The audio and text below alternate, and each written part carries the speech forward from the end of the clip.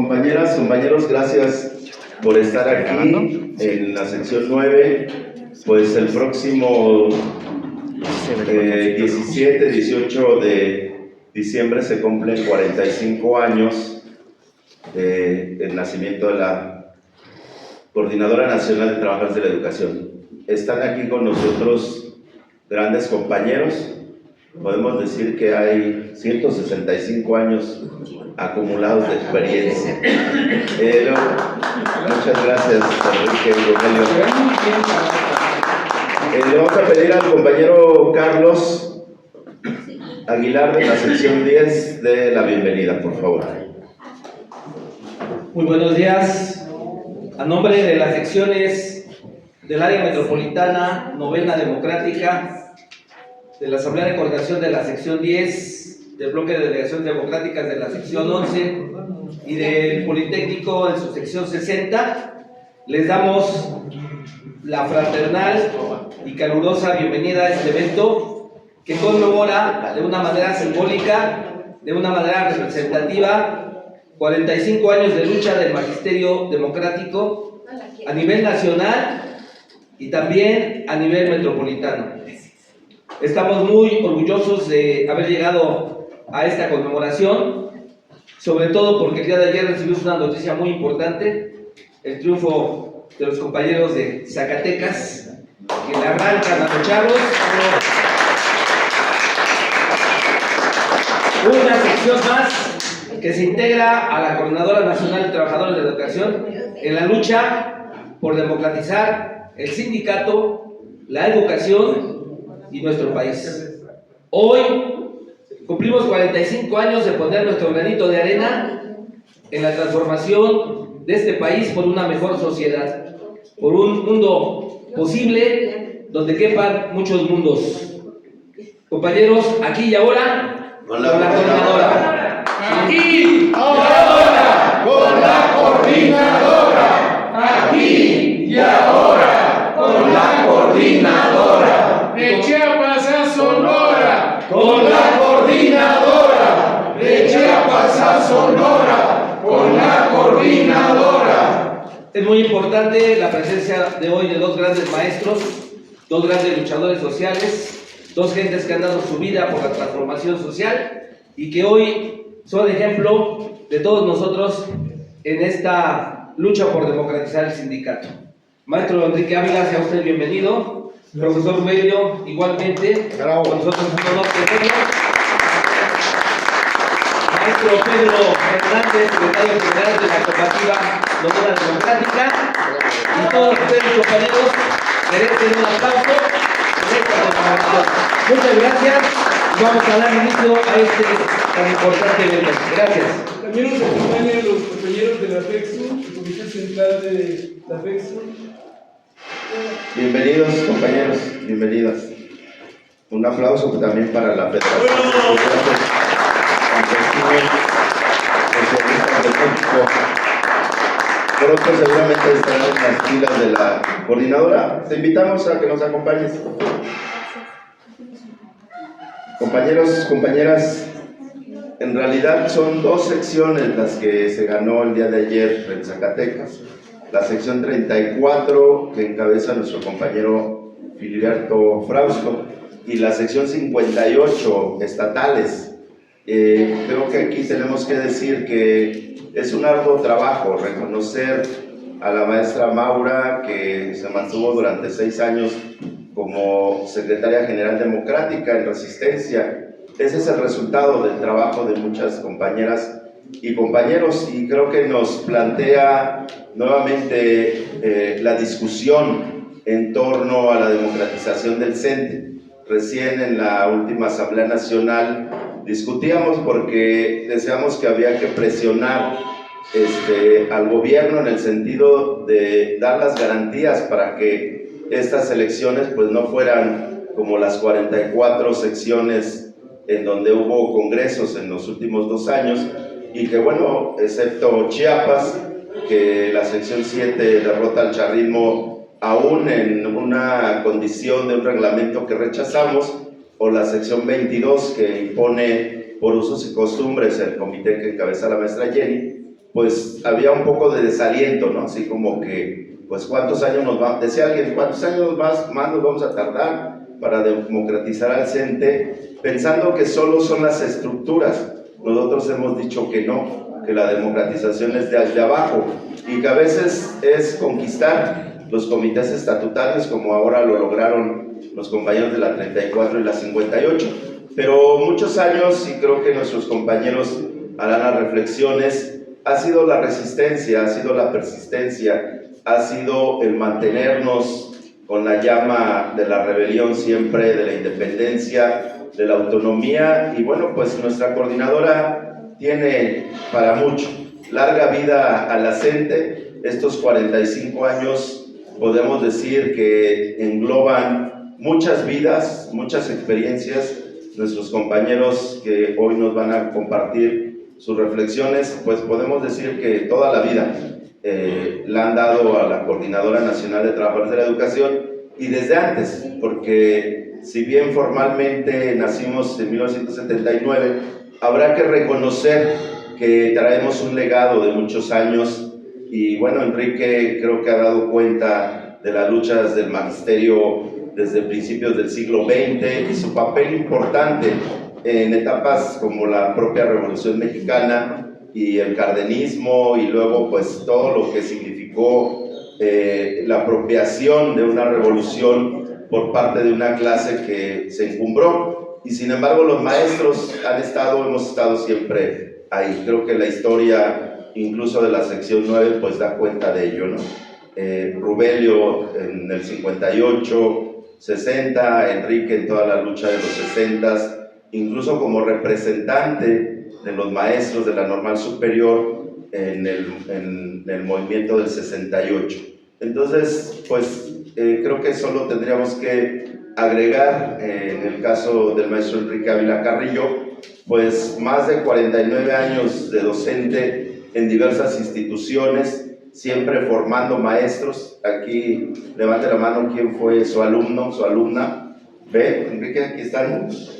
Espero que no les haya puesto algún 5 y vayan a reclamar ahora, ¿no? Entonces, creo que formador de maestros, historiador con una gran obra escrita. Sería largo enumerar todos los textos que ha escrito sobre la historia de nuestro país, sobre la historia del magisterio.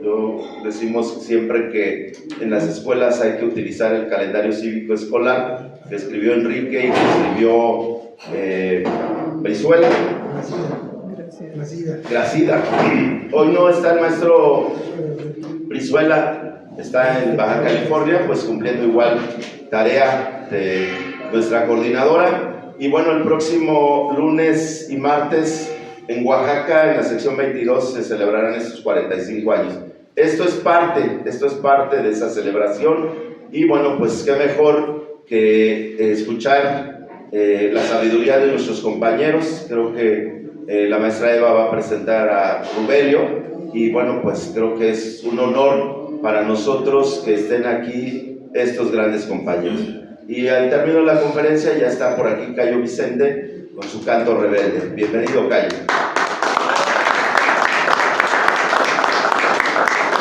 La dinámica sería que van a exponer Enrique, luego Rubelio, y luego podamos hacer el intercambio, más que preguntas, pues el diálogo. Creo que valdrá la pena escucharnos todos.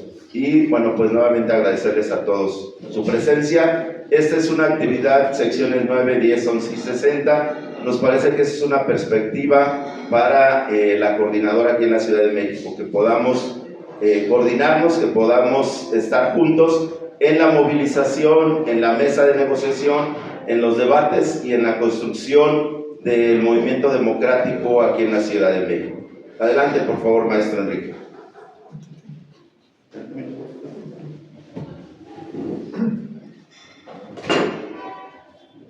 Buenos días.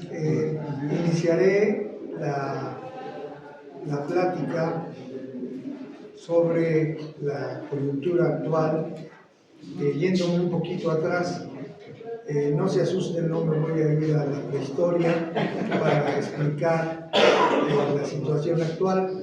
pero sí tendríamos que partir de cuando surge el CENTE. El CENTE se funda en 1943, en el mejor espíritu del corporativismo del Estado mexicano. El PRM, que después se va a convertir en PRI, el lombardismo, con Vicente al frente, van a crear un sindicato de apoyo a la política de Ávila Camacho, que era el presidente en turno. Y aquí, desde su surgimiento, el CENTE surge como un partido corporativo para apoyar al patrón en turno, al gobierno en turno. Y al interior del CENTE han existido fuerzas, corrientes, grupos, tendencias que se han opuesto a esa política que implantó el régimen emanado, entre comillas, de la Revolución Mexicana. En 1948, los maestros de la sección novena se van al paro por aumento de salario e inmediatamente la dirección charra del CENTE se pone al frente del movimiento. O sea, van a hacer lo mismo que han hecho en los últimos 80 años o 70 y tantos años, 80, que es que el magisterio se mueve, el magisterio presiona, el magisterio marcha, el magisterio hace mítines y llegan los charros y se ponen al frente de ese movimiento, pero ya que ese movimiento más o menos llegó a tener una fuerza suficiente y hacen de intermediarios los charros entre las demandas del magisterio movilizado y ellos hacen de especie de gozne con el gobierno, cuando ellos son parte de ese gobierno, ¿no? Y esa política les dio muy buen resultado, tan buen resultado que ahí sigue ahorita Cepeda, es senador de Morena, ¿no? El charro mayor es ahorita del partido que, entre comillas, es la esperanza de México, ese partido, ¿no? Entonces, imagínense pues esa adaptación. Y de entrada también les diré que en el 48, en este paro, meses después, surge el término charrismo que no se utilizaba. ¿Qué utilizábamos? Sindicalismo blanco, en algunos casos sindicalismo amarillo, era en otros casos, pero sobre todo sindicalismo blanco o progobiernista. ¿Qué es lo que pasa? Que el secretario general del sindicato de los ferrocarrileros, para presionar, para reprimir a sus agremiados que se le habían salido de control y se habían ido a un paro nacional, Jesús Díaz de León, que era el charro, así era conocido, pide que sean reprimidos los obreros ferrocarrileros. El mismo dirigente sindical pide que el ejército tome las secciones sindicales donde estaban en paro los trabajadores de los ferrocarriles. Y a partir de ahí, compañeros, se conoce como el charrazo, porque fue el charrazo lo que hizo Jesús Díaz de León, y Jesús Díaz de León pues se va a convertir en uno de los principales matraqueros del PRI, que ya existía el PRI. Recuerden ustedes que el PRI se funda en 1946. En la sección novena era el núcleo de oposición más fuerte del sindicato de maestros.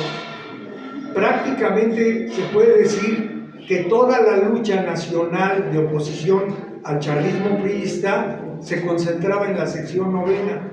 La sección novena era el eje aglutinador. Aquí está Rubelio, que era de la sección novena de aquellos años. En 1956, 1960, me estoy yendo un poco rápido porque es poco el tiempo, se va a dar el movimiento del otonismo o del movimiento revolucionario del magisterio. De 1956 a 1960, los maestros de la sección novena de la Ciudad de México lo intentan todo por democratizar al CENTE. Todo es todo, compañeros. Marchas, mítines, huelgas de hambre, plantones, bueno, no se llamaban plantones, se llamaban guardias permanentes. Hacen la guardia permanente en la Secretaría de Educación Pública y al final son reprimidos. Otón Salazar es metido a la cárcel de la sección novena y acusado del delito de disolución social, el artículo 145 y 145 bis del Código Penal, que les aplicaban a los luchadores sociales. Lo mismo le aplicó el PRI a Demetrio Vallejo, que a Valentín Campa, que a los dirigentes ferrocarrileros que luchaban por su gremio. El MRM, pues, de 1956 a 1960 va a establecer una gama enorme de lucha por transformar, por democratizar al CENTE. De 1960 a son reprimidos y bueno, después ya el MRM empieza a usar otro tipo de tácticas de lucha que sería bastante detenido empezar a discutirlas. Pero de 1960 a 1968, en esa etapa, la sección novena y en menor grado la sección décima, pero sobre todo la sección novena, se convierte en el eje aglutinador de toda la inconformidad contra el charrismo sindical. Aquí en la sección novena, en el local de la sección novena, había las grandes discusiones en los años 60, antes del 68, entre dos grupos políticos claramente definidos. Uno, el que representaba el MRM, que de una u otra forma tenía que ver con el Partido Comunista de México y que era lo que surgía de esa política. El otro era la fuerza que se iba aglutinando, se iba creando en torno a un grupo encabezado por el escritor José Revueltas, que era la Liga Comunista Leninista, era Liga Leninista primero, Espartaco, y que en torno a él se aglutinaban grupos de inconformes con la política del MRM, que era acusado públicamente de colaboracionista porque había aceptado de una u otra forma carteras en los comités seccionales y en el Comité Nacional, etc. Y esto era motivo de grandes discusiones en aquel entonces. Cuando se viene el movimiento del 68, y que aquí quiero hacerle una mención especial a los compañeros de la FEXUM, porque el movimiento estudiantil del 68, compañeros, se convierte en movimiento nacional gracias a la FEXUM. La televisión no pasaba una sola nota. Los periódicos no escribían nada más que con inserciones pagadas. No había forma, el radio menos, obviamente, no había forma de que la propaganda llegara a todas las entidades federativas del país. Los 6 puntos del pliego petitorio de los maestros, de los estudiantes del 68 fue conocido a nivel nacional gracias a la FEXUM, porque las normales rurales se encargaron de comunicarlo, de volantearlo, de hacer mítines relámpago, y gracias a ellos se logró tener un movimiento nacional, no tanto a las universidades estatales, sino a la FEXUM, a las normales rurales, a San Marcos, a Ayotzinapa, etcétera, ¿no? Las 30 y tantas que había. No por eso, un año después, el PRI, que no son tontos, son unos desgraciados, pero tontos no son, reprimen a las normales rurales. Cierran 17 normales rurales. ¿Por qué? Si el movimiento había sido universitario, Politécnico, porque se van directamente sobre las normales rurales. Por eso que les estoy diciendo, ellos sabían quién había llevado la propaganda. Pues bien, en el movimiento del 68, los maestros, sobre todo aquí en la Ciudad de México, los maestros de primaria, los maestros de secundaria y menor grado, van a servir de gozne con la sociedad. Los maestros llevaban los acuerdos del Consejo Nacional de Huelga a sus primarias, a sus secundarias, con los padres de familia, hacían asambleas en casas de padres de familia, y así es como el movimiento estudiantil del 68 fue creciendo. Se habla mucho del Politécnico y de la universidad en el movimiento del 68 y prácticamente no se menciona a las normales, pero las normales estuvieron en pie de lucha, en huelga, aquí sobre todo en la Ciudad de México.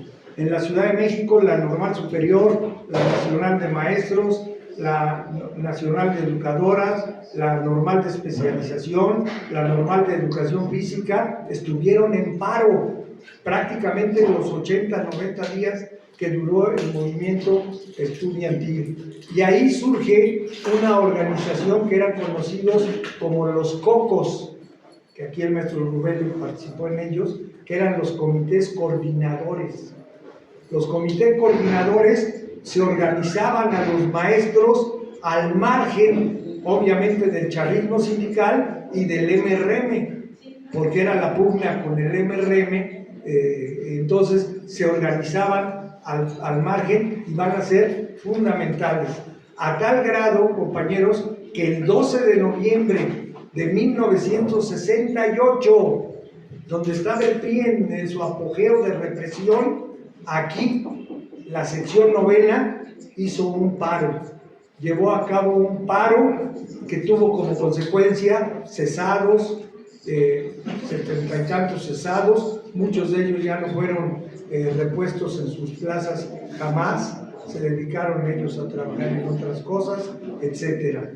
Entonces, pues, estamos viendo que hasta el 68, pues, la participación de la sección novena va a ser muy importante y de una gran trascendencia. De 1971, después del 2 de octubre y del 10 de junio, pues en el magisterio se dan tres posiciones fundamentalmente de discusión. Una, que era la mayoritaria, era luchar al interior del CENTE, democratizar al CENTE, ganar delegaciones, ganar secciones y ganar el nacional. Esas eran las posiciones de esa primera expresión. ¿Cuál fue la otra? Eran tres. ¿Cuál fue la otra expresión? La otra expresión fue que ya no era necesario. Era imposible seguir luchando por democratizar al CENTE y que lo que había que hacer era unirse a Lucio y a Genaro y irse a la lucha armada, a la guerrilla urbana. Esa era la segunda posición y que muchos maestros fueron consecuentes y lo hicieron. Y la tercera posición era en el sentido de que había que crear un sindicato nuevo, que el CENTE estaba podrido, era el semillero de la corrupción priista, etcétera, y que la alternativa era crear un nuevo sindicato. Estas tres posiciones van a tener encuentros, desencuentros, reencuentros durante toda la década de los años 70 hasta el 79. En el 79 se viene una crisis económica tremenda en el priismo como gobernante. Se había descubierto reservas petroleras en gran escala y se pensaba que íbamos ya a pasar a ser de golpe un país rico, riquísimo. Decía López Portillo, que era el presidente, tenemos que aprender a administrar la riqueza, porque se sentían ellos ya multimillonarios, y esta crisis golpeó sobre todo a los estados del sureste, la crisis económica que se vino, y los estados de Tabasco y Chiapas fundamentalmente van a ser los estados más golpeados. En esa crisis económica tremenda, en diciembre de 1979, la sección 7 de Chiapas, bueno, la oposición a los charros de la sección 7 de Chiapas en Tuxtla, convocan a la reunión de la CENTE, compañeros. En diciembre de 1979 se funda la CENTE en Tuxtla Gutiérrez, Chiapas. Acuden grupos de toda la República, grupos políticos, representaciones de corrientes sindicales, de fracciones, de tendencias. Es una amalgama, una verdadera torre de Babel, en donde sí nos entendíamos, aparte de que hablábamos posiciones políticas diferentes, sí nos entendíamos en que la lucha era contra el charrismo sindical. Al fundarse la CENTE, se establece que lo fundamental es la lucha contra el charrismo sindical, que el enemigo a vencer es el charrismo sindical y su partido político, el PRI. Ahí no había dudas. Y de paso, también se acuerda en aquella asamblea del 79 que no se permite que ningún partido político tire línea al interior de la CENTE. Pueden participar militantes de los partidos políticos que sean profesores con toda la libertad del mundo, pero no se permite que un partido político, una cúpula de un partido político, venga a imponer su política a la coordinadora. Y eso ha sido un éxito, compañeros, porque tenemos 45 años que no hemos permitido que ningún partido, ni de izquierda ni de derecha, imponga su política a la Coordinadora Nacional de Trabajadores de la Educación. La CENTE, a partir de su surgimiento, en 1979, surge como al unísono del surgimiento de otras coordinadoras.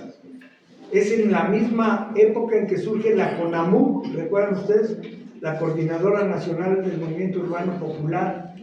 También surge la CEMPA, la Coordinadora Nacional Plan de Ayala. Por ejemplo, la CEMPA es el ejemplo claro de lo negativo que es que la dirección de la CEMPA fuera cooptada por el PRD en su momento, o ahora por Morena, ¿no? Entonces ahí vemos cómo la CEMPA pues ha declinado indiscutiblemente.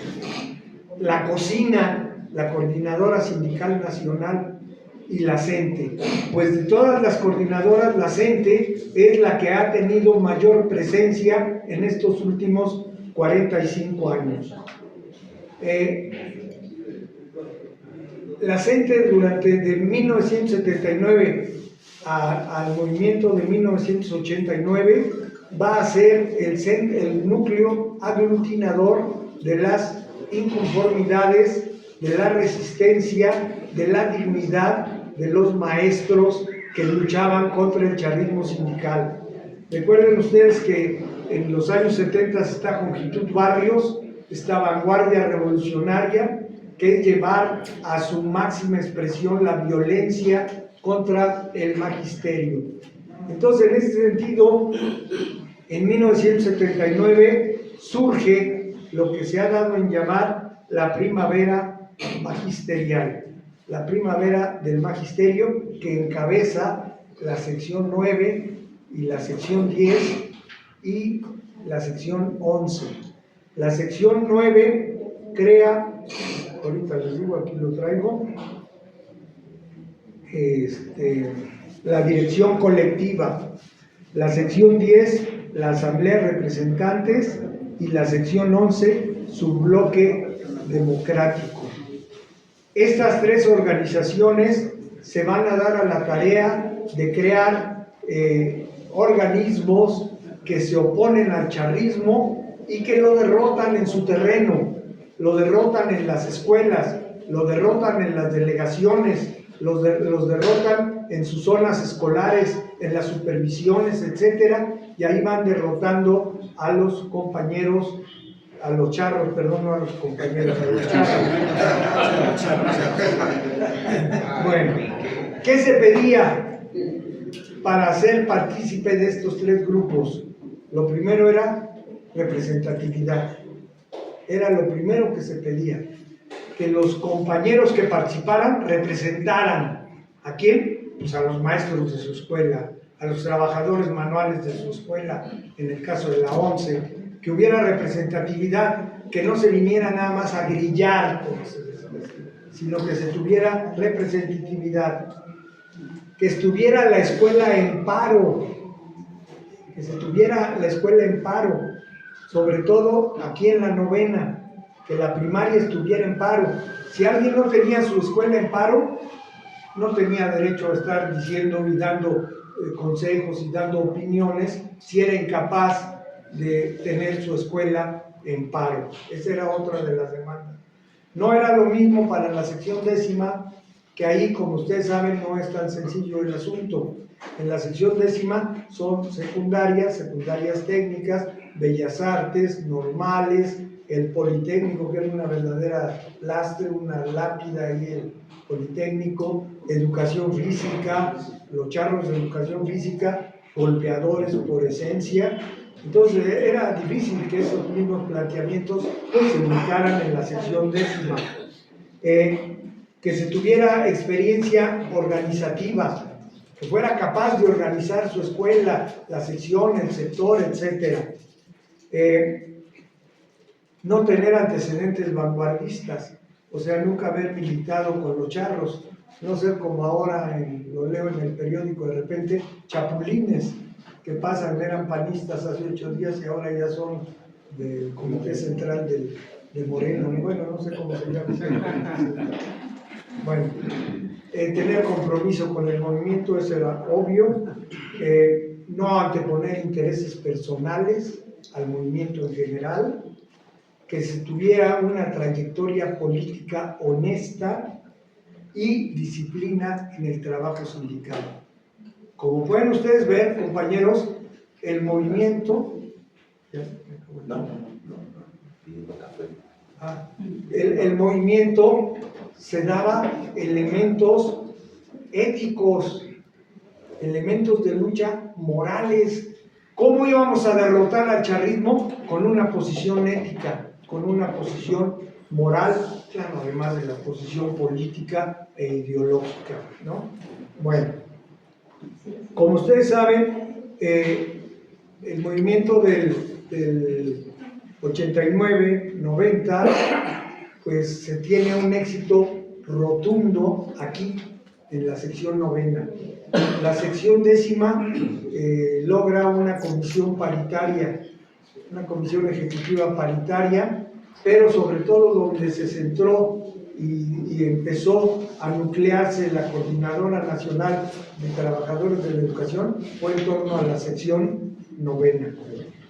La sección 9ª, por su condición, la sección 9ª, para empezar, todos son normalistas, son maestros de primaria, maestros de jardines de niños, maestros de educación especial.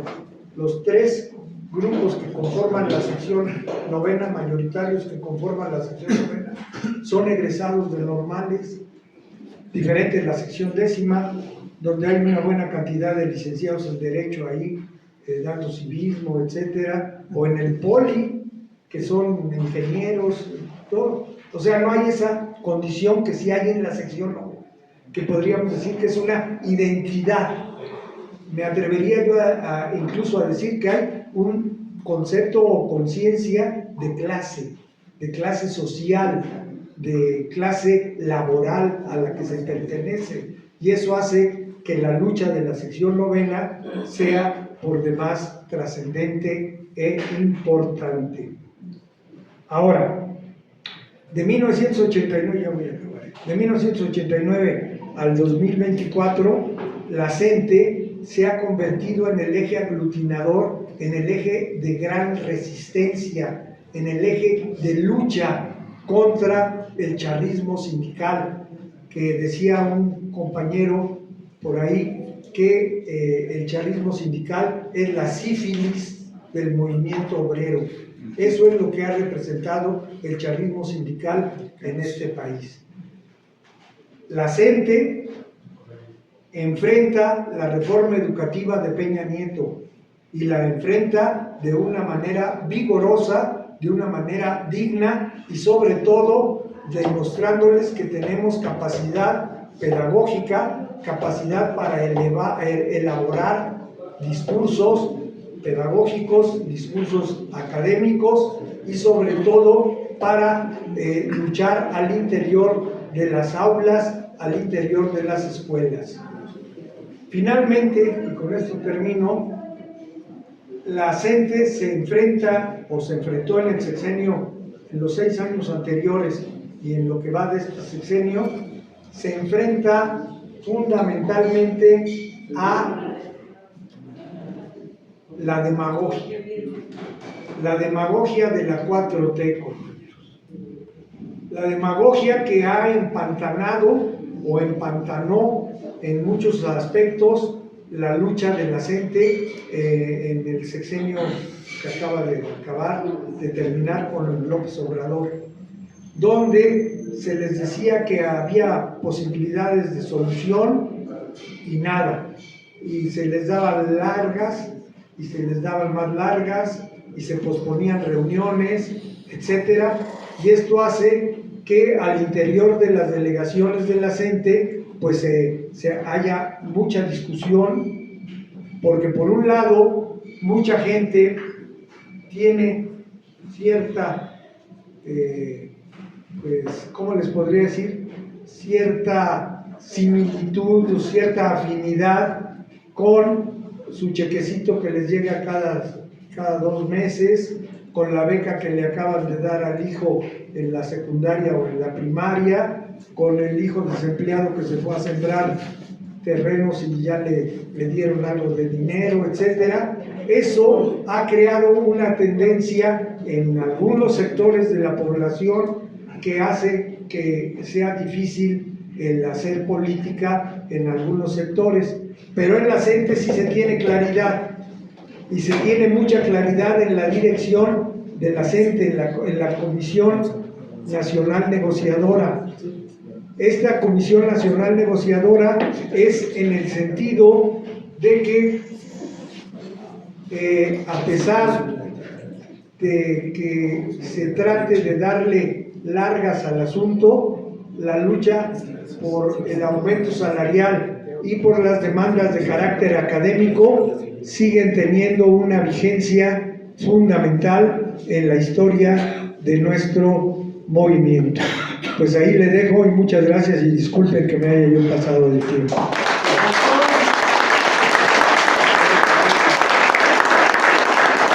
Muchas gracias, maestro Enrique Ávila.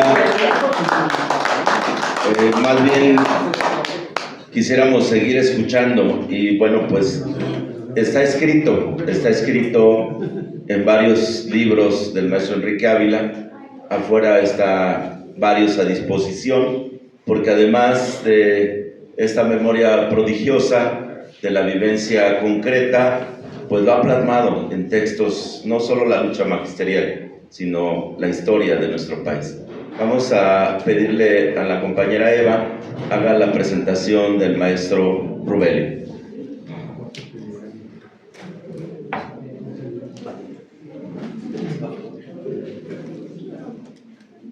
Buenos días a todos. Buenos días. El profesor Rubelio Fernández Dorado inició su participación política en un contexto en el que en México existía un gobierno presidencialista dominado por el partido de Estado, el PRI, un corporativismo muy férreo que para muchos significaba un control casi total de las organizaciones gremiales, profesionales, estudiantiles y juveniles. El PRI estaba para controlar y reprimir, a lo que consideraba un peligro o un riesgo para su control corporativo de las masas. Su padre fue activo militante del PCM y su madre diputada federal por el PPS. Es en este contexto que el profesor inicia su vida política como líder estudiantil desde la secundaria y la continúa en la Escuela Nacional de Maestros.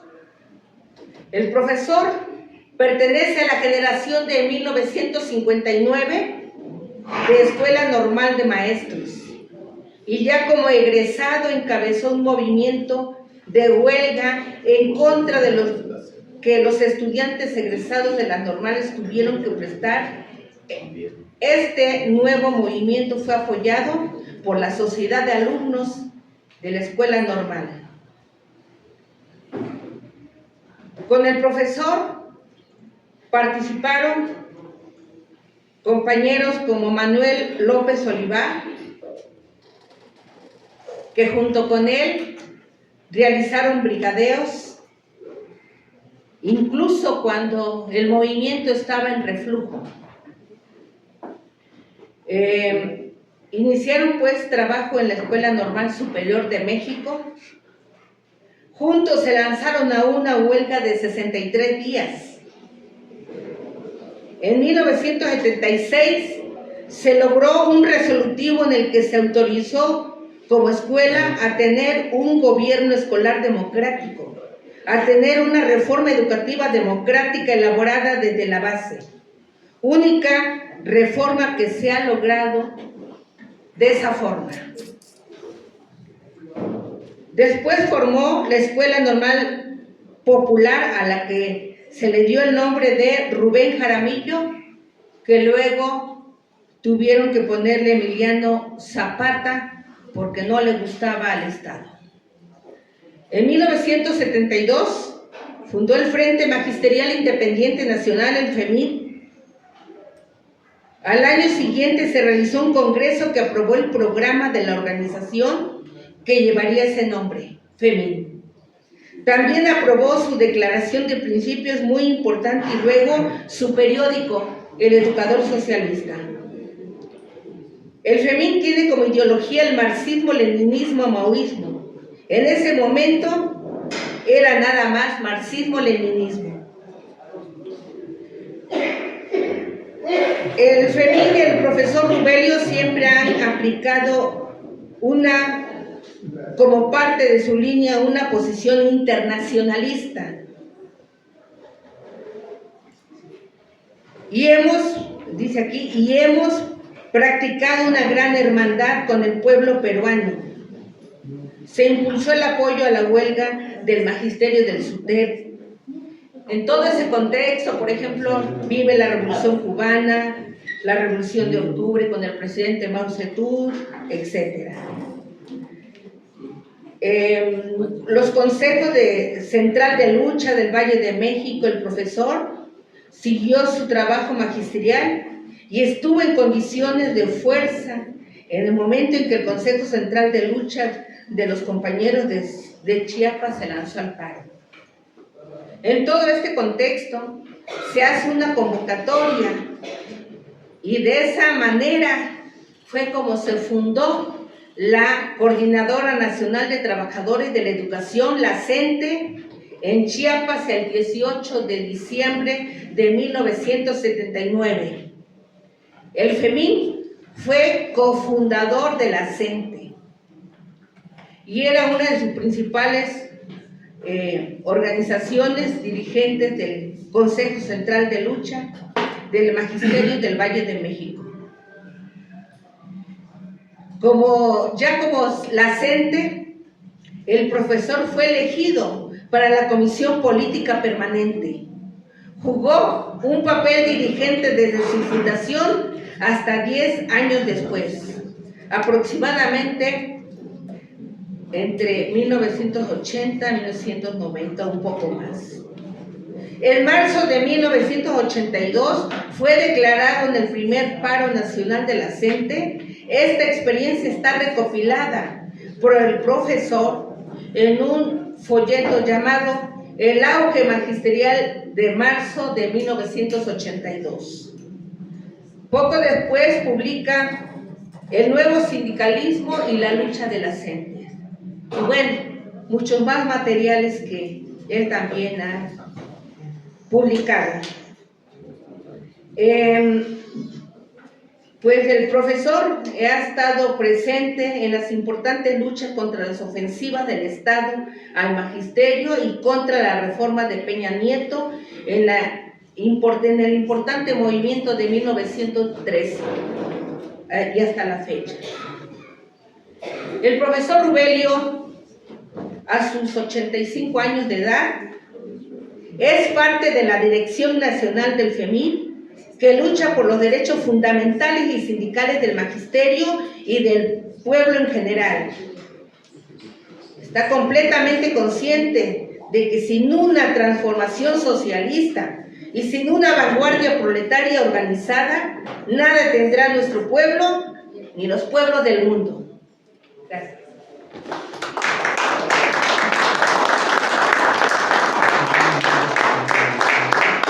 A continuación, inicia con su participación. En algunas partes es probable que yo tenga que estarle leyendo por problemas de la vista. Gracias.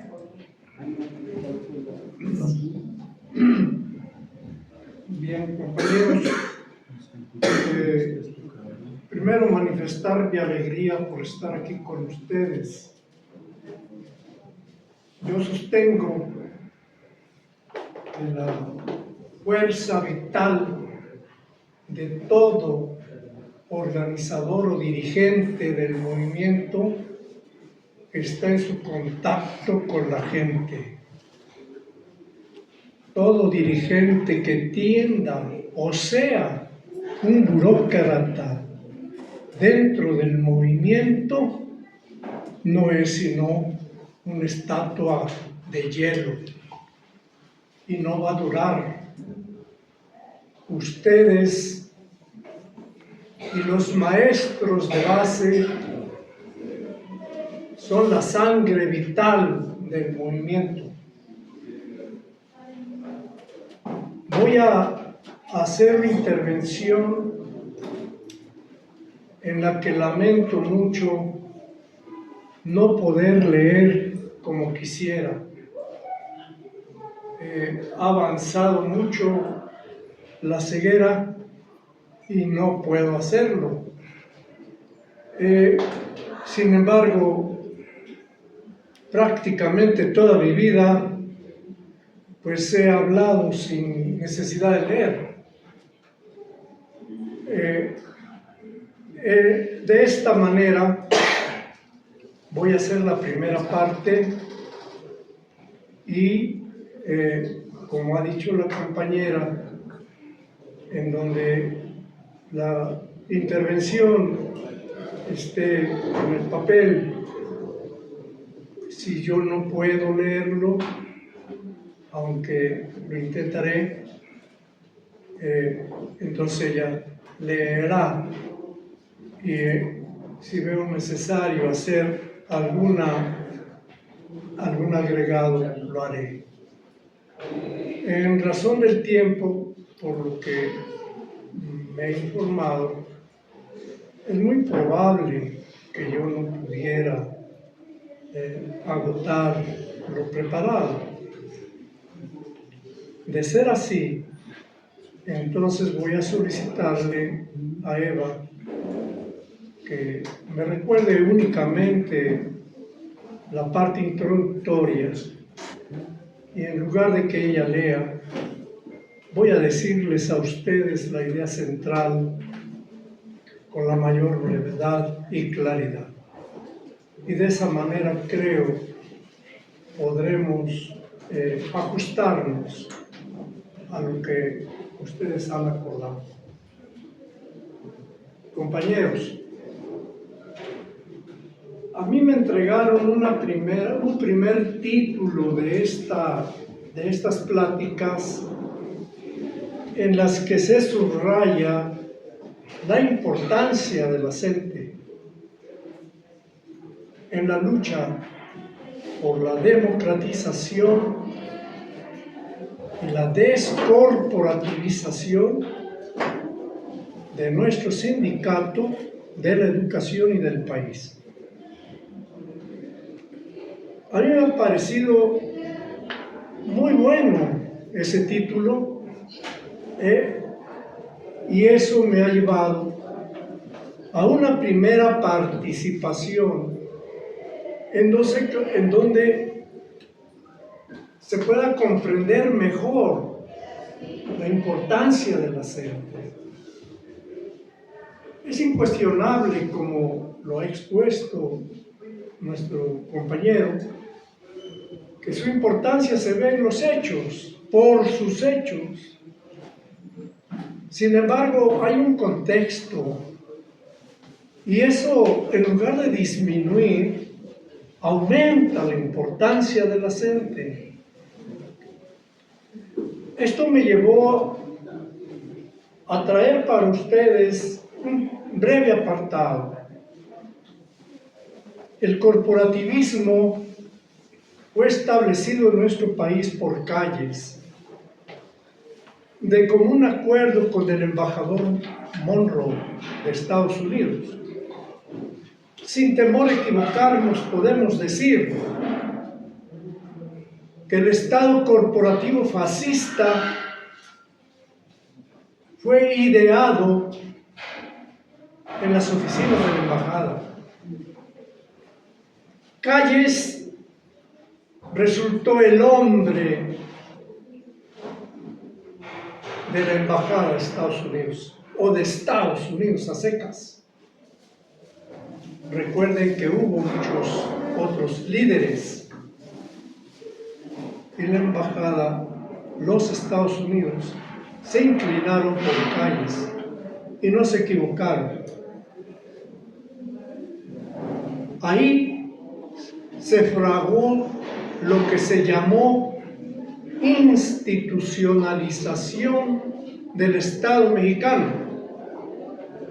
Más tarde, con el tiempo, lo que fue fundado como PNR terminó siendo PRI, que era exacto el nombre que siempre debió de haber tenido, sin la R.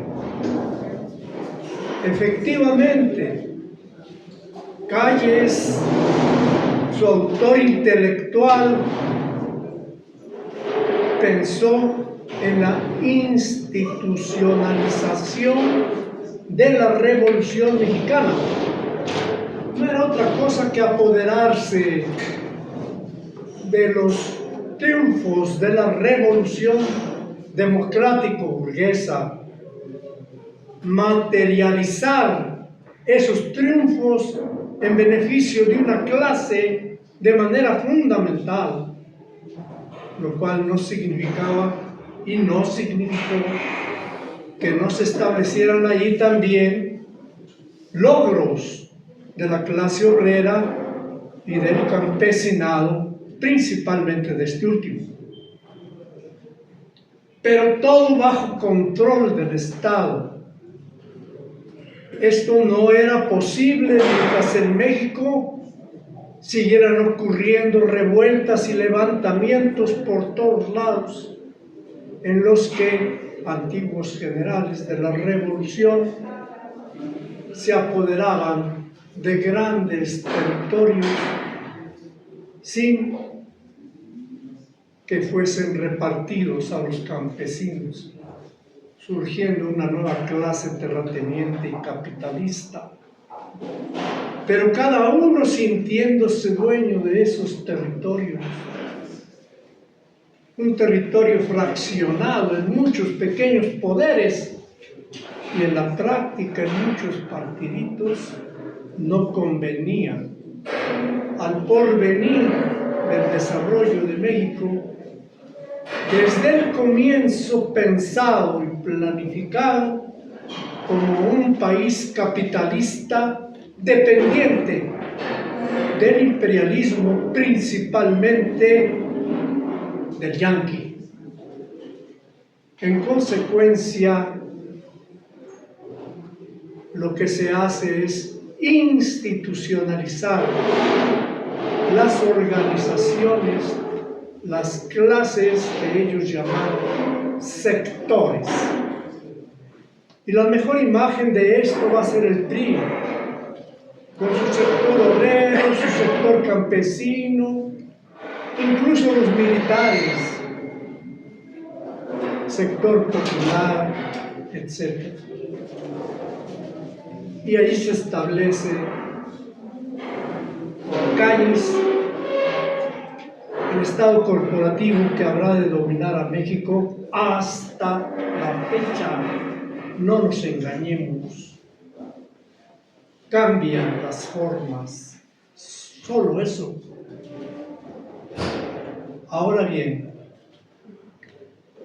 hubo desde entonces resistencia.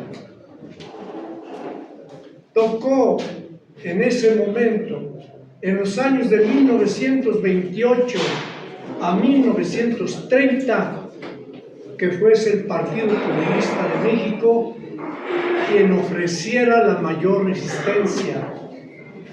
Logró formar para esos años una organización denominada Liga Nacional Campesina, dirigida por el entonces comunista Úrsulo Galván, y también lo que se denominó Bloque Obrero Campesino. Ahí se incluían importantes organizaciones campesinas y obreras, constituían una fuerza nacional importante. Y el partido entonces sí tenía la capacidad dirigente para poder convertir en hechos la línea de la Liga de la Internacional Comunista, que señalaba como necesaria la lucha por la conquista del poder.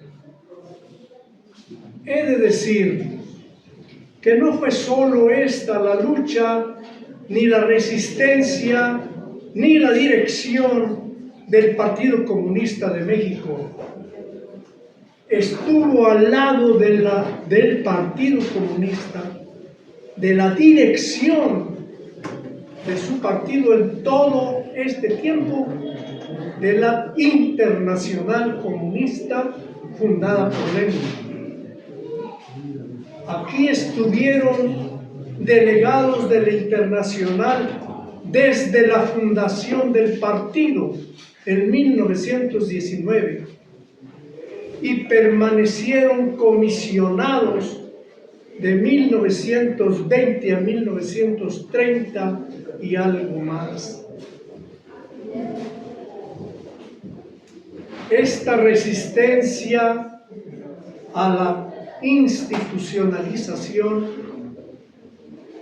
y esta amenaza de llevar a cabo no solo la lucha por las demandas inmediatas, y en este caso no solo en oposición a la institucionalización, sino también por conservar las armas en sus manos, los campesinos, y por defender el reparto agrario que ya entonces se había hecho y que los terratenientes en alianza con Calles querían arrebatar, o bien la negación de las comunidades a retroceder en el reconocimiento de sus comunidades como pueblos autónomos, con las armas en la mano. Todo esto junto llevó a la represión más violenta de Calles en contra del Partido Comunista de México, con la clara intención de exterminarlo, cuestión que no logró. Esto entonces es el arranque de la lucha en contra del corporativismo. Es importante vernos reflejados en eso, porque va a explicar lo que vino después. No es que querramos llevar más allá de lo debido la importancia de la gente. No, es que en verdad la gente viene a ocupar un papel muy importante en la lucha de clases en México y subsiste porque en su raíz está la lucha en contra del corporativismo, escapar al férreo control del Estado y en cada momento de su lucha, desde que nace y como nace, demostrando en los hechos que el sindicalismo charro no es otra cosa que llevar al máximo la servidumbre frente al Estado, sin importar la ideología que éste sustente. Fue charrismo con el PRI, con el PNR. Fue charrismo con Cárdenas. Fue charrismo con Ávila Camacho. Fue charrismo con todos los gobiernos de la, llamados malamente de la revolución, que ellos se apropiaron. Y es charrismo ahora, con la cuarta transformación. Por eso es grande la gente. Pero hay algo más, y esto es más de la actualidad. No solo fue la lucha de la gente, tampoco fue solo el sector reprimido. No, movimientos campesinos, movimientos obreros, y después de la lucha magisterial de la sección 9, dirigida por el MRM y el profesor Don Salazar Ramírez, viene el movimiento glorioso nacional ferrocarrilero, dirigido por el compañero Demetrio Vallejo. Encarcelados, torturados, obligados a comer cuando se declaraban en huelga de hambre, mostrando toda la furia, todo el odio de clase de los enemigos en el Estado.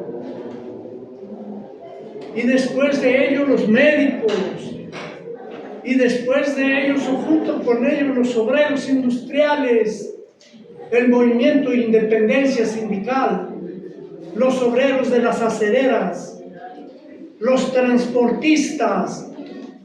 Este es un gran movimiento nacional, pero que se desata con tal fuerza que despierta a la burguesía, la alerta, y usan en contra de este movimiento toda la represión. Contra los maestros se utilizó al ejército, ese que para AMLO durante todo su sexenio eran los hijos del pueblo, con uniforme verde y bla, bla, bla.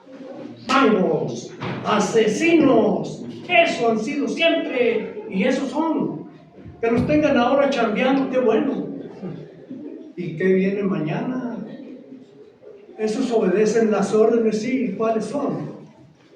Asesinar al pueblo y detener sus luchas, impedir las revoluciones. Ese es el papel fundamental del ejército. No va a cambiar, y no ha cambiado, y lo sigue demostrando. Que lo digan los pueblos de Guerrero.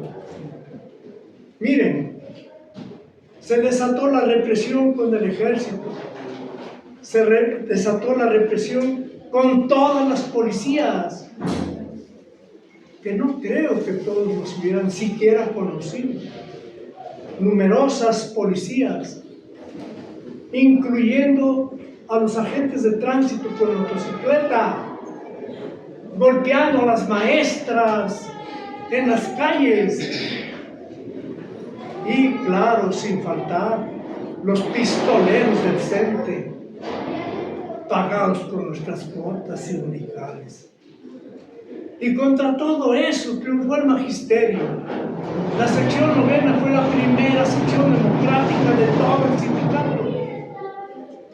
Y eso no indicaba más que ese era el futuro. Siempre y cuando el magisterio se sostuviera, que no tuviera miedo ni a la represión ni al cese. No cesaron a centenas y se extrañaron con nosotros todo lo que pudieron. ¿Y qué? Se demostró desde ese primer momento cómo iba a ser la lucha, porque estábamos tocando un punto sensible de la burguesía, ni más ni menos que lo que le garantizaba al imperialismo y a ella la llamada paz social. Tenían que hacerlo todo porque de otra manera no podían mantener una política salarial al antojo de la burguesía y del imperialismo. Tenían que aplastarnos porque de otra manera no podía continuar funcionando un aparato corporativo fascista que incluía de manera muy especial un sistema electoral fraudulento en donde el PRI siempre ganaba, siempre triunfaba.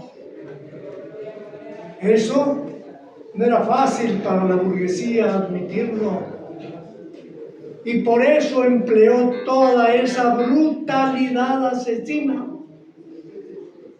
en contra del movimiento estudiantil, que, como bien recuerda aquí el compañero Ávila, incluyó a las normales de todo el país, cosa que no se menciona, porque quieren ocultar el despotismo, la falta de fundamento con la cual desaparecen a 17 normales rurales, la mitad de las normales existentes, sin ningún argumento válido. Fue una represión, como lo fue la plaza de Tlatelolco. No fue accidental que escogieran Tlatelolco, era una ratonera sin salida y podían acribillar a gusto a los indefensos estudiantes, pero también a los obreros, también a los padres de familia que allí estaban.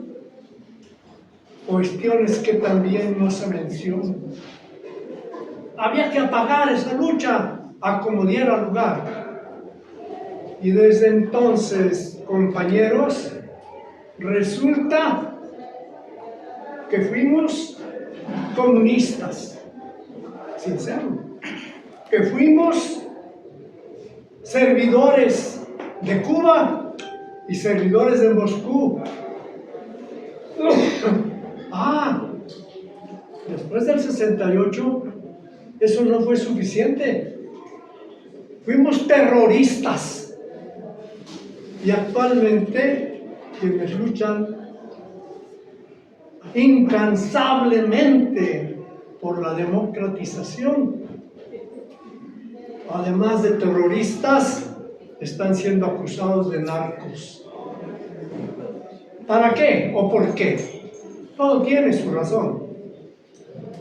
Son los motes que pone el imperialismo para justificar su intervención directa. Por eso, proponiéndoselo o no, con la clara conciencia o no, nuestro movimiento ha sido, además, profundamente antiimperialista, donde se fraguó la reforma educativa de Peña Nieto. ¿Por qué le llamamos reforma educativa neoliberal? Se fraguó allá, con ellos, con los gringos y con todos los imperialismos como los de él.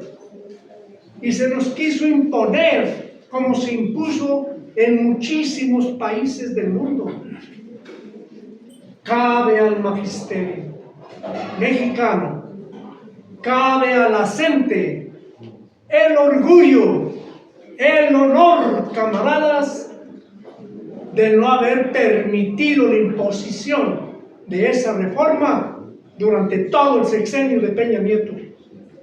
Y hay que reflexionar porque no se ha hecho lo suficiente, que esa valiente posición de la coordinadora fue truncada con la reforma de AMLO. ¿No son lo mismo? Pues no, no podían ser idénticas, pero en su esencia, y todo lo prometido, y todo lo comprometido, y todos los cambios que se dijo que iba a haber, ¿dónde están? No, no es lo mismo, pero tampoco es la reforma educativa por la que el magisterio de la gente ha luchado. ¿Y cuál es esa? Hablen los maestros y los alumnos de las normales rurales. Hablen los catedráticos y alumnos de las normales superiores. Hablen los maestros de base. Ellos tienen la reforma educativa necesaria desde hace muchísimos años.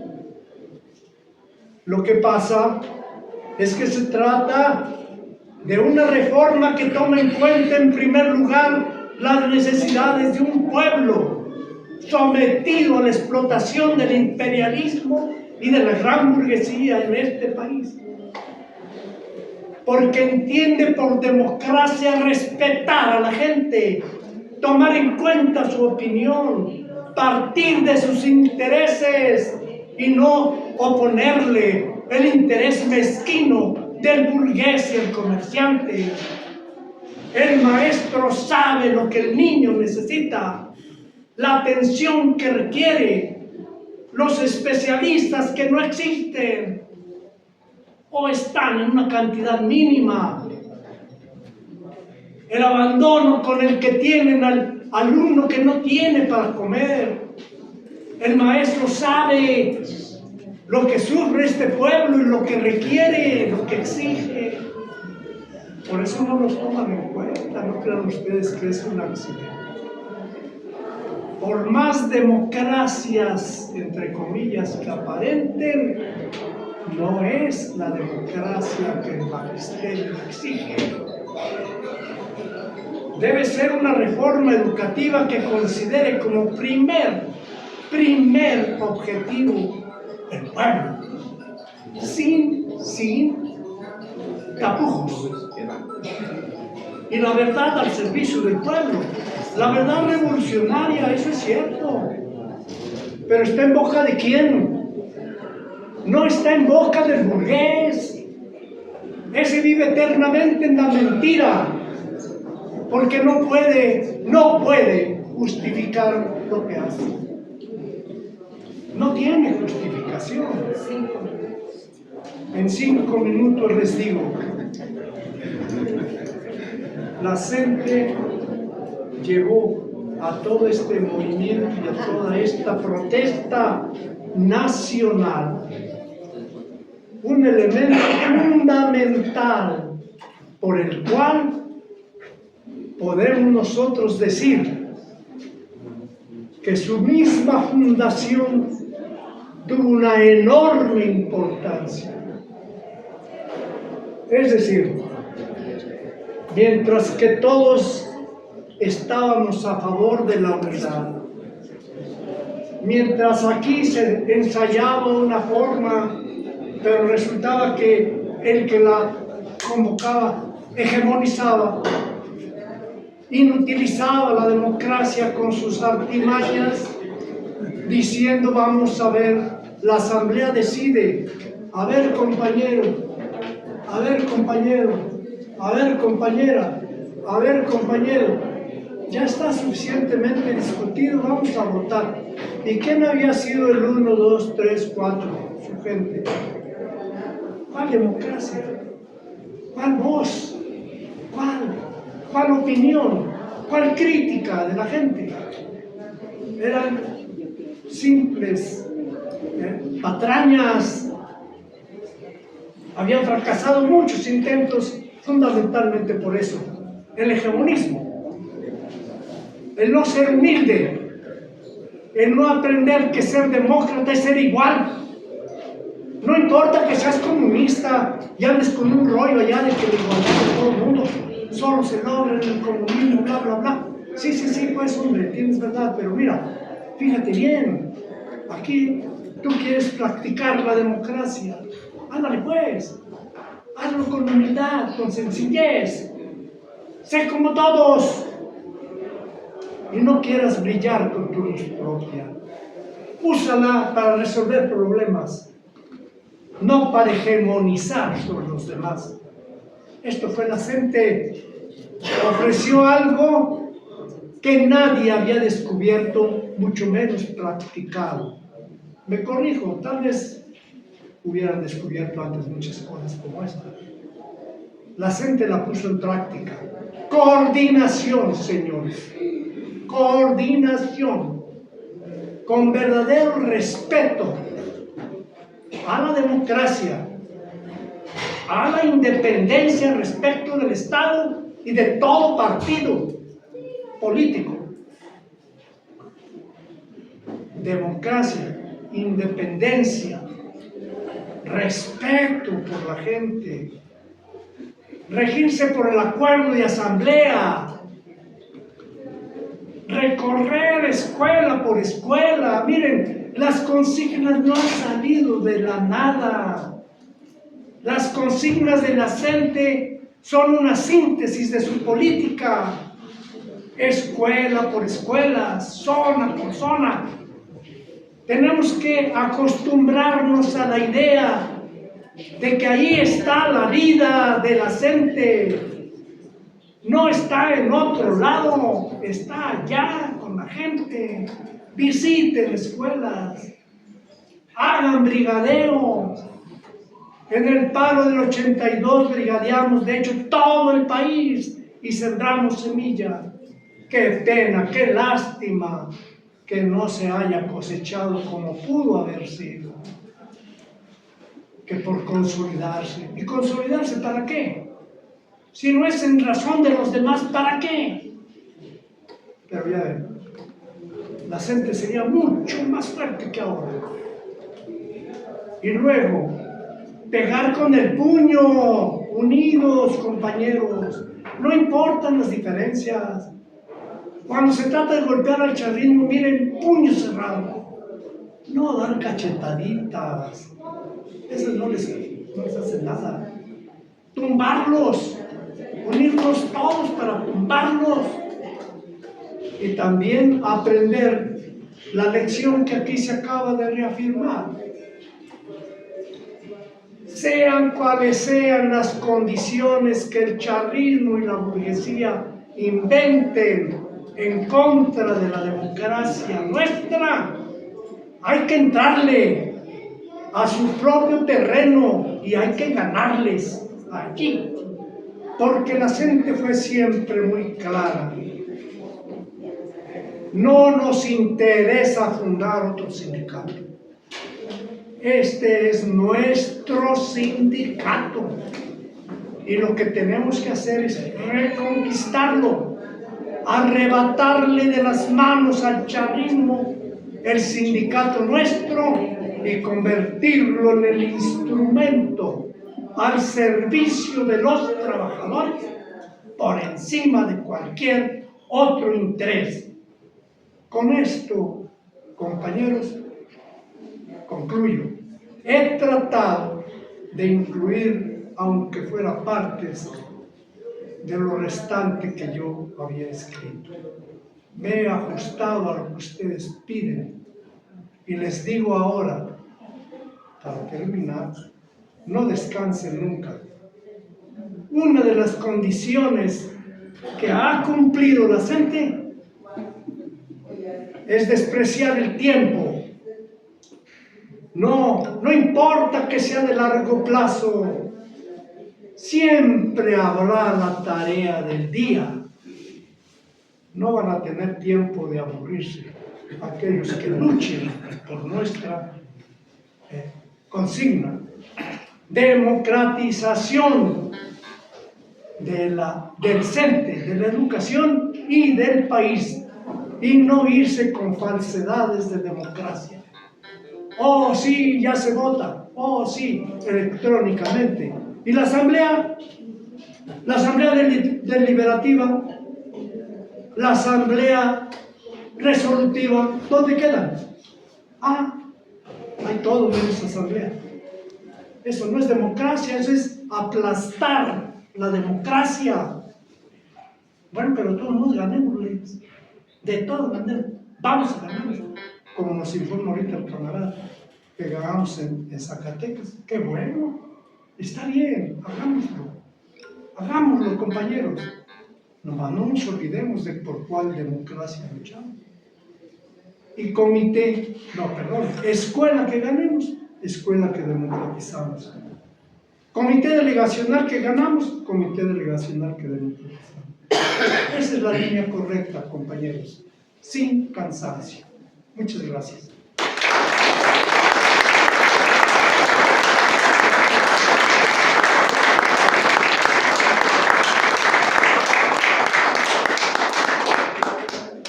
Creo que no nos equivocamos al convocar a nuestros compañeros, al escucharlos. Creo que reafirmamos nuestras convicciones. Vamos a abrir un espacio para algunas preguntas. Primero les pediríamos que nos dijeran quién va a hacer una pregunta concreta y luego podríamos hacer algunas intervenciones.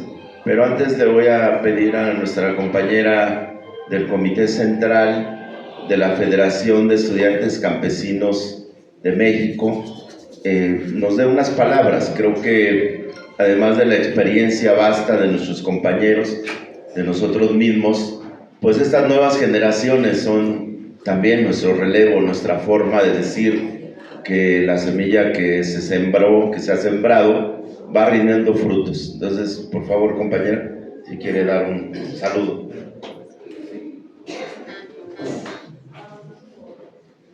¿Qué tal? Buen día tengan todos. Primero que nada, nosotros como representantes de la Federación de Estudiantes Campesinos Socialistas de México, ofrecemos un saludo y un fraterno combativo.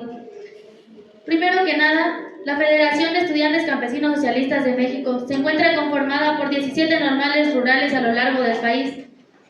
17 normales rurales que a lo largo de los años se han encargado de luchar por sus derechos, de luchar por una educación digna, a pesar de que el gobierno no nos quiera apoyar o nos ponga diferentes trabas, porque al gobierno parece que no le importa si somos estudiantes, si somos jóvenes, no le importa que queramos tener una educación digna, que tengamos una carrera y las ganas de salir adelante, porque nosotros, al ver que el gobierno no nos apoya, nos vemos en la obligación de salir a manifestarnos en las calles, salir a hacer marchas, salir a dar mítines.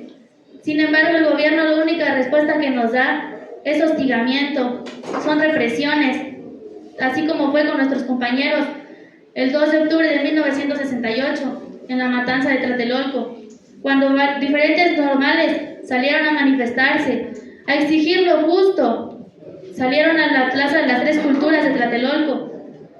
Fue una marcha pacífica, salieron a manifestarse de manera pacífica, y el gobierno ¿qué hizo? Mandó a reprimirlos, dejó a cientos de personas inocentes muertas en las calles, personas que se encontraban transitando, niños, personas de la tercera edad, Y al gobierno no le importó, solo le importó mantener una buena imagen.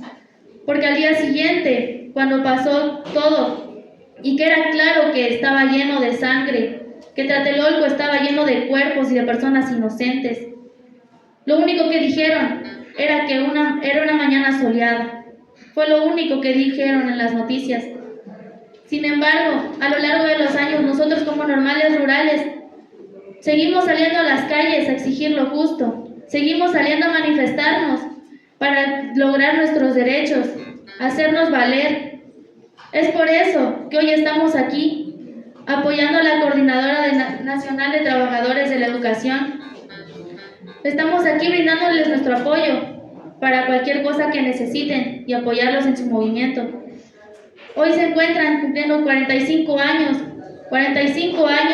largos de lucha, 45 años largos en los que los maestros se han encontrado también manifestándose, que también han sufrido hostigamiento por parte del gobierno y sin embargo están hoy aquí reunidos y siguen saliendo a las calles para exigir sus derechos también.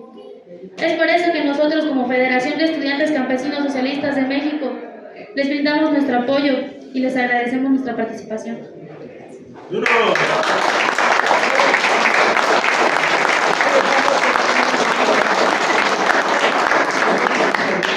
Muy bien, levanten la mano. Primero preguntas, solo la pregunta por favor, y luego si quieren podemos hacer alguna intervención para nuestros compañeros. Tito, por favor. Así de manera breve, ¿cómo caracterizan la etapa actual de la CENTE? Un poquito más fuerte. De manera así breve, ¿cómo caracterizan la etapa que se vive actualmente en la CENTE y algunas perspectivas a futuro de la CENTE? Claro. ¿Alguna otra pregunta? Allá atrás, Pedro, pregunta. Sí, en el caso de los compañeros de la sección 11, ¿cómo se participó en el movimiento? Digamos, el IPA, el INA y fundamentalmente esas delegaciones. Muy bien. ¿Alguien más? Pregunta. ¿No? ¿Todo claro? Muy bien. Entonces, en el orden, por favor, Enrique y luego Rubén. Bueno, la primera, ¿cómo se caracteriza la etapa actual de la CENTE? Bueno, yo creo que la etapa actual es un desarrollo desigual el que se está dando. Por un lado, hay una serie de contradicciones con el gobierno, con la política educativa, con la política salarial que lleva a cabo el gobierno, tanto de López Obrador como de Sheinbaum. Pero por el otro lado, en esta coyuntura, vemos que hay un repunte muy importante, muy grande del movimiento magisterial. La sección 14 de Guerrero, por ejemplo, está pero en ebullición. La sección 18 de Michoacán está pero fuerte. La novena no se diga, la décima pues está creciendo. La 22, bueno, pues es la joya de la corona. La 7 y la 40, la 7 de Chiapas y la 40 de Chiapas, pues son verdaderamente dignas de mencionarse. En ese sentido, pues, lo que yo veo en la coyuntura actual, que es la pregunta del compañero Titoy, es que se puede avanzar, pero estar muy atentos a que viene el golpe o que puede venir el golpe en materia educativa. Por ejemplo, se ha negado, pero rotundamente, a entrarle a lo del UCICAM, que es uno de los problemas fundamentales que se tienen. Le dan vueltas, le dan más vueltas, etcétera, y que ahí es el eje, digamos, la columna vertebral de la lucha en el momento actual. Ahora, la otra pregunta que hicieron con respecto a la sección 11, la sección 11 participó con una organización que se dio, el Bloque Democrático, se llamaba. Este Bloque Democrático de la sección 11 logró en comités de composición con los charros, tener carteras, bastantes carteras, no recuerdo ahorita el número, pero eran 6, 8 carteras las que tenían junto con sus auxiliares o representantes o comisionados, como se les llamaba. La lucha entre los diversos grupos políticos del bloque democrático los llevó a tener enfrentamientos constantes y prácticamente en unos años perdieron mucha de su presencia política en la sección 11. Recuerden ustedes que la sección 11 está conformada por los trabajadores manuales y administrativos fundamentalmente. También están los técnicos y sobre todo los que tenían cierta hegemonía en la sección 11 eran los de antropología e historia, porque los antropólogos eran considerados como técnicos. Un ejemplo es nuestro compañero Luis Hernández Navarro.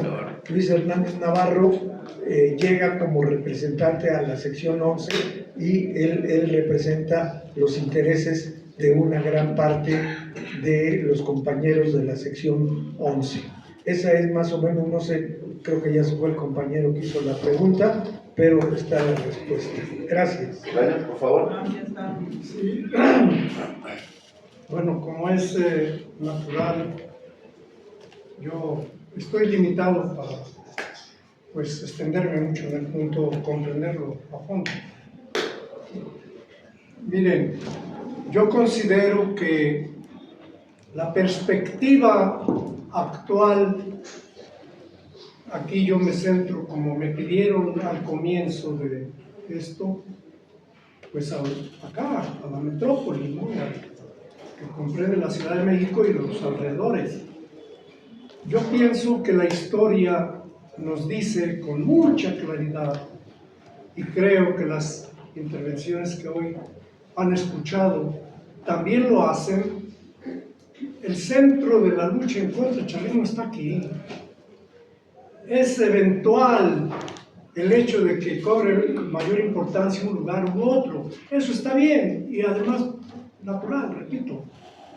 Pero aquí está concentrada la mayoría del magisterio. Si nosotros centramos nuestro interés en esta región, entonces, en primer lugar me sumo a lo que él dice respecto de la situación general ahorita de la gente. Son los mismos consolidados, les llamamos, ¿no? Ya tienen un rato en ser ellos, y obviamente pues, están ahorita sintiendo que hay una oportunidad, y tienen razón. El momento es propicio. Sí, hay un cambio general, la cuarta T. Hay un cambio particular. El carismático AMLO ya se fue a vacacionar, no sé cómo le llamó. A su rancho. Allá a su rancho, exacto, ahí para ahorrar el nombre. Eso, está bien, allá que se quede, no hay problema. Pero sí es cambio. Y todo cambio genera condiciones que toda fuerza organizada puede aprovechar. Entonces, para no repetir lo que él dice, me centro acá. Yo digo, compañeros, todo maestro organizado tiene la obligación de activarse. Hay que ir a las escuelas. Hay que echar por los suelos el prejuicio altamente dañino de que el maestro es indiferente. Al maestro no le interesa. El maestro no participa. Bueno, entonces explíquenme cómo ganaron 200 comités delegacionales. A ver, no era decir que estuvieron al tanque, allá andaban con tantas delegaciones trabajando. No, no lo hicieron, hombre. Es que el maestro no es lo que ustedes, o algunos imaginan. No, está pensando. Si ustedes se acercan a él, van a aprender muchísimo, no solo sobre situaciones propicias, también sobre dificultades. ¿Por qué no se movilizan en esta zona o en esta escuela? Y aprenderán ellos de ustedes. Pues hagan esto, profe. En tal parte lo hicieron así. Ahí se la llevan. Preparen a los profesores. Es prometedor este porvenir inmediato. 200 delegaciones son una fuerza considerable. Con mucho menos se ha arrebatado el comité seccional charro a los charros en otros lugares. Con mucho menos que eso. Se puede aspirar en un plazo no muy largo a llevar a cabo esa conquista, que sería por tercera, cuarta vez. No, hombre, no es cosa de que no sea posible. Hay condiciones y ahí son muy buenas. Pero los que están organizados deben visitar a los que no se acercan. Y otra cosa, hacer uso de los recursos de la gente. Cuando se pida organización, no ofrecer únicamente, pues ve a la asamblea. ¿A dónde? Pues a Belisario, número 32. No, compañeros, acerquémosla a organización allá, a donde están los compañeros. Se pueden formar comités de lucha. Recuerden, todo lo estatutario es conquistado por lo no estatutario. Por eso lo no estatutario es valiosísimo y debe ser lo más permanente posible.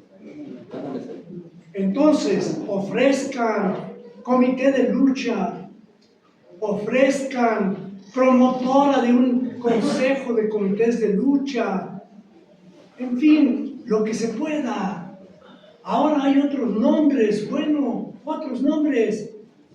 Acerquen la organización para que los compañeros se puedan convocar a nivel de las escuelas vecinas, de toda una zona, en fin, pero facilitarles la organización y no tener tiesamente como única alternativa por lo más elevado, ¿no? A eso se llega, no se empieza allí. Creo que con esta alternativa de estar trabaje y trabaje con la gente, hoy más casi unos meses, hombre, llévenles el mensaje de la victoria. Aunque ustedes no lo crean, me acabo de enterar, por eso estoy hablando y hablo de eso, de 200 comités, casi me voy de espaldas. Pues ¿qué esperan entonces para preparar las condiciones? Es que hay que transformar esos comités delegacionales en democráticos. Pero hay que hablar con ellos. No van a venir, serán muy raros los que vengan. Entonces, con ese trabajo, la perspectiva inmediata es muy clara y muy buena. A nivel general, como dice también un poco el compañero, lo que es para nosotros la cuarta transformación. Miren, hablando en plata, no con el interés de golpear a nadie, aquí no se rechaza a nadie. Que soy de Morena, bienvenido y adelante, compañero, adelante juntos, ¿no? Bueno, miren, son los hechos. Con AMLO fue un ir y venir. Y lo único que se logró fue desmovilizar a la gente gravemente. Un sexenio, caramba, fatal para la gente. Afortunadamente, hacia finales del sexenio salimos. Qué bueno, y empezó la movilización. Y es como dice el compañero, pues ahí están los compañeros consolidados, marchando, haciendo plantones frente al palacio, etc. ¡Qué bueno! Sin movilización no puede haber negociación. Y en la negociación debe haber movilización. Eso es la gente. Pues ¿cómo iban a lograr algo, pues? Aprendamos esa lección. Negociación sin movilización es igual a engaño. Siempre lo será, hombre. Olvidarse esa lección y por 6 años. Ah, caray, qué grave. Bueno, pero sirvió. Ahorita ya estamos ahí encima. Nos quisieron meter a un charro ahí con nosotros. Digo, mi madre, estamos de aquí. Y si no, no hay negociación. Y lo tuvieron que sacar. Ahora bien, no es suficiente. Van a ser concesiones. En eso están en este momento. Es decir, para el gobierno actual, lo que está pasando en esa mesa de negociación es en realidad qué pueden conceder. O sea, hasta dónde el gobierno quiere llegar o puede llegar. No es hora de que las armas a un lado, ya no hagamos nada. No, al revés. Bien atentos. Yo he visto que el compañero Pedro es uno de los que más aparece declarando resultados. Bueno, tienen esa ventaja adicional, que él les mantenga fielmente informados. Pero no depongan las armas. Y solo con esa condición pueden aprovechar la situación en el interés de Claudia y del charillo ese que está allí en educación pública, con el interés de ellos que tienen de calmar a la gente. Ustedes van a tener qué barbaridad, un campo, pero muy favorable para golpear al chavismo, al gobierno actual y a los anteriores, pero más a este. No le importa sacrificar a los charros, hombre. Aprovechen, golpeen al charrismo, hagan un lado. Ustedes pueden lograr muchísimas cosas. Creo que lo que deben de hacer, sin embargo, y lo reitero, ir a las bases, ir a las bases. Si lo logramos, si ustedes están convencidos, y más aún, si ya lo están haciendo, y yo aquí repito, de madre, qué bueno, porque ahí está el porvenir. Pero la puertota abierta es muy grande, compañeros. Claudia va a sacrificar a los charros de acá. ¿Quién los conoce? A ver, ni siquiera son las lumbreras que antes nos ponían. Y de veras, no era cualquier cosa en el Valle de México estar enfrentando a Esther Gordillo, la asesina, la que mandó matar al camarada Misael. No, ya no son las Esther Gordillo, son una bola de changuitos ahí. Los pueden tumbar. Pero hay que aprovechar las coyunturas. De otra manera, bueno, pues nos seguiremos esperando porque no vamos a desaparecer. Y quiero aprovechar, porque no sé si habrá otra oportunidad, para decirles que la CENTE se ha caracterizado por brindar su apoyo a otros movimientos, a otras luchas y a otros pueblos. Y que esta política de apoyo y solidaridad nacional y mundial con los que están luchando como nosotros no debe terminar. A mí me parece que en este momento, compañeros, donde se está sufriendo la peor represión es en el Perú. 65 partidarios del depuesto presidente Pedro Castillo en el Perú, solo por la traición de la vicepresidenta, que ahora es presidenta de nadie, porque el pueblo no la apoya. 65 asesinados, y es la cuenta más bajita que se acostumbra decir. 65 asesinados.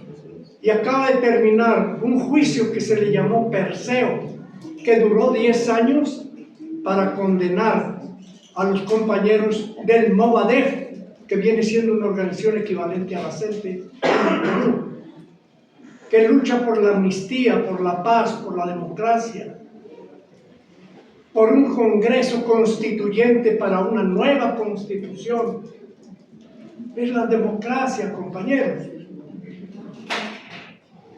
Y están siendo condenados a 35, 25, 10 y 15 años. Hay quienes de ellos tienen 70, 60 y más años. Es decir, lo están condenando a muerte. Los compañeros han tenido que huir para que no sean llevados a la cárcel. Hay que brindarles nuestra solidaridad. Se la solicito a nombre de ellos. Los compañeros que luchan en México por la defensa de los compañeros del Perú harían bien en explicarles a ustedes la enorme necesidad que tienen los compañeros, de que se abran las puertas de las embajadas en los países extranjeros donde haya peruanos perseguidos y les puedan brindar la calidad de refugiados. No es correcto que contra ellos se ejerza la represión que se ejerció contra compañeros como Ton Salazar y Demetrio Vallejo, solo por luchar por la democratización. Eso no es válido ni aquí ni en ningún país. Y recuérdenlo, quienes todavía lo tengan en la memoria, apoyamos con todo lo que pudimos a Cuba, a Nicaragua, a El Salvador y a otros países cuando lo requirieron. La CENTE se caracteriza por brindar su apoyo y su solidaridad. He querido aprovechar y disculpen porque creo que es algo que debieran también conocer. Muchas gracias.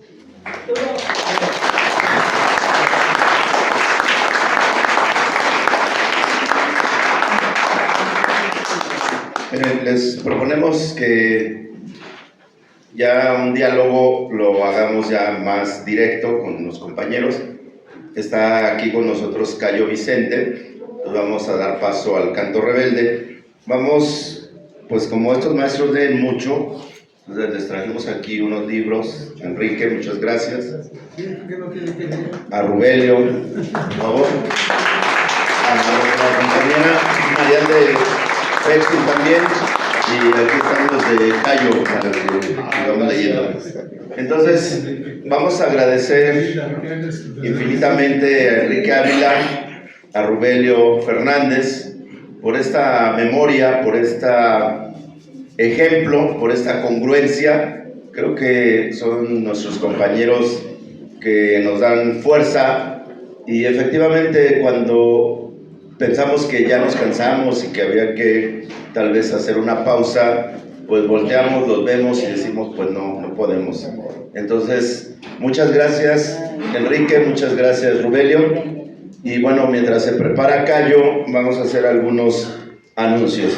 Primero, Enrique trae varios libros, están aquí afuera, con la maestra Luz, ahí pueden adquirirlos. Segundo, esta maravillosa pintura que hizo Marian H. Dávalos está plasmada en una playera. Solo hicimos 40 de colección, ahí con Titoy. Pueden, además queremos, bueno, dice que me dé la vuelta. Yo escribía que el 2 de diciembre de 1974 cayó en combate nuestro querido comandante Lucio Cabañas Barrientos en Atoyac de Álvarez Guerrero, y 5 años después, y recogiendo su legado, su semilla, nace la Coordinadora Nacional de Trabajadores de la Educación. Significa entonces que no es otra situación que recoger lo que nuestros compañeros Lucio, Genaro, Arturo, Misael nos legaron, pero también las compañeras. Creo que tenemos ahí una deuda. Yo le he pedido, por ejemplo, a Cayo que nos ayude a recuperar la historia de nuestra compañera Saturnina, asesinada por órdenes de los charros, y que logremos recuperar la historia de muchas de nuestras compañeras. y no porque lo haya dicho la presidenta, pero ahora que estuvimos en Guerrero, en el 24 Congreso de la CETEC, les decíamos que efectivamente es tiempo de mujeres, y una compañera indígena de la montaña alta de Guerrero es ahora la secretaria general de la CETEC, nuestra compañera Elvira Veleses, que se suma a las compañeras Jenny en la 22, Eva en la 18 y la compañera Maura en la 34 de Zacatecas, que el arduo trabajo que hicieron dio como resultado lo que decíamos en esta celebración de 45 años. Nuestros compañeros de la sección 34 de Zacatecas y 58 estatales también de Zacatecas, en la parte que dice acertadamente Rubelio, derrotaron a los charros aún con un reglamento, con muchas triquiñuelas y demás, y se suma ahora estas dos secciones estatutarias a nuestra Coordinadora Nacional de Trabajadores de la Educación. Desde acá mandamos pues la felicitación a nuestros compañeros que ahora, bueno, además del reconocimiento como movimiento democrático, bueno, pues tienen ya esta parte estatutaria que pues al final en la experiencia propia decimos que es una herramienta que tenemos que seguir utilizando, pero que no nos limita, porque si no, alguien decía en la Asamblea Nacional, ¿cuántos años nos vamos a tardar para democratizar?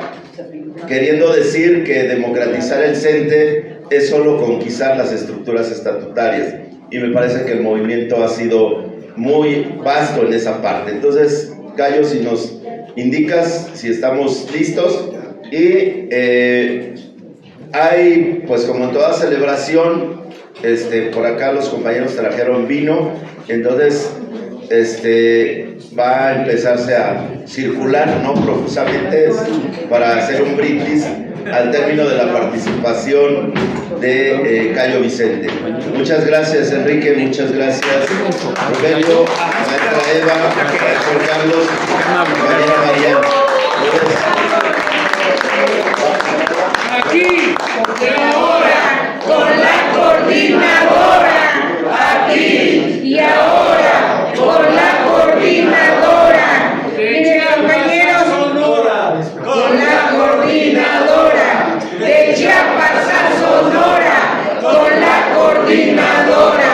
Dos cosas, nada más para decirles que ahorita el compañero anda repartiéndoles el educador socialista, es la intervención del profesor Rubelio, entonces pues eso es por un lado, y por el otro tomar en cuenta lo que dijo el profesor Rubelio respecto a un resolutivo, a que se busque obtener un resolutivo para apoyo a los compañeros del Movadef en Perú. Eso es todo, gracias.